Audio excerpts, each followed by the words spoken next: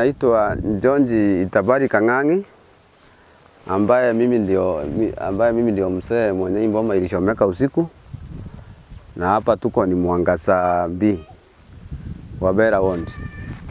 Usiku mwendo wa saa 8 na dakika kama 10 ama 5 kuliweza kutokea manjangili ama wakora, wakavunja fence yangu pande ya nyuma pale, na wakavunja nyumba pande ya nyuma ambayo ilikuwa ya mbao.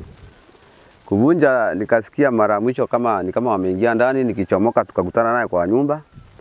Nikajaribu kungangana nao, wakanishinda nguvu, ambaye walikuwa watatu. Walikuwa wamejihami na silaha. Mmoja alikuwa na bunduki, wawili walikuwa na marungu. Walituteka nyara pamoja na familia yangu, ambaye ilikuwa familia, tulikuwa na watoto watatu ndani ya nyumba na mama. Wakatuteka nyara, wakatutoa nje, tukakalishwa chini hapa nje, na tukaambiwa tunyamaze. Tukanyamaza sababu hatukuwa tunajua ni nini hasa wanataka. Kidogo tu tukiwa tumeketi, mmoja alienda pale kwa kona, akapiga kiberiti, akarushia nyumba mafuta, na ikaanza kuwaka moto, ambaye tulikuwa tunaona. Ikaanza kuwaka moto, na wakatuambia tunyamaze, tukipiga nduru tutakula risasi. Nyumba ilipoanza kuwaka moto, walipitia mahali, waliingilia, wakaenda. Kidogo tu sisi tukaanza kupiga nduru na kuita majirani wakuja wasaidie. Watu walikuja, lakini wakakuta moto imezidi. Wamejaribu kuokoa vitu ile ilikuwa ndani ya nyumba, sababu moto ilikuwa mingi, hawakuweza kutoa vitu mingi, wakatoa nguo kidogo ya watoto.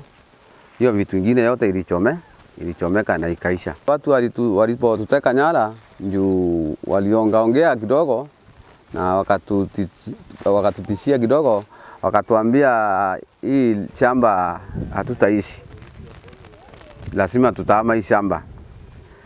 Na walipotaja shamba, nilipoelewa sababu hii ni kama kuna mzozo wa shamba, sababu kuna mzozo ya hii shamba ambaye mpaka saa hii kuna maneno hata iko kwa sheria ya hii shamba.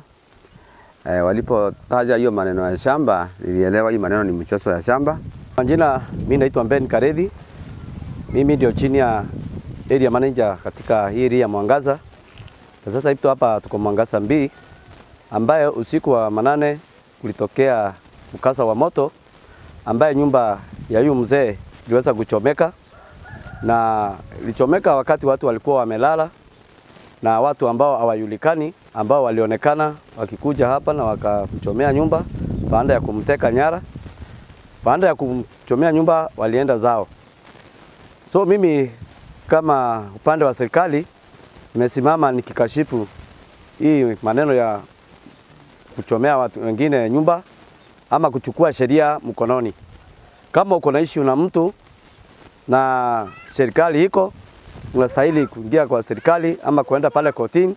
Ile kitu ningetaka kuomba serikali ya county na national niingilie kati. Kitu ya kwanza nipate usaidizi. Niko na familia, niko na watoto wako shule.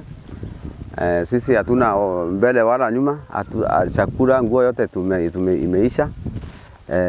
Tuweze kusaidiwa, at least maisha iendelee kama vile ilikuwa.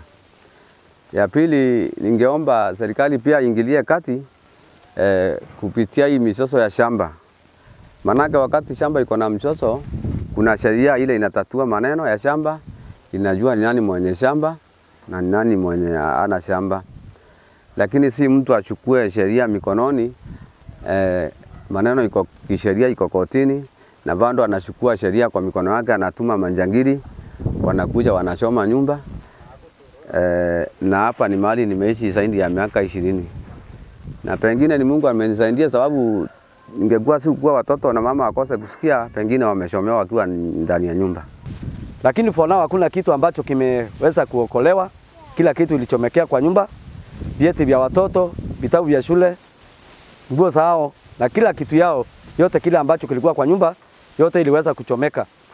Na nataka kuambia watu ambao wako na nia kama hii ambaye ya kuchukua sheria mkononi, tafadhalini na waomba, kama mko na issue na mtu ama mko na kesi na mtu, usichukue sheria mkononi. Serikali iko ya kusaidia mwananchi.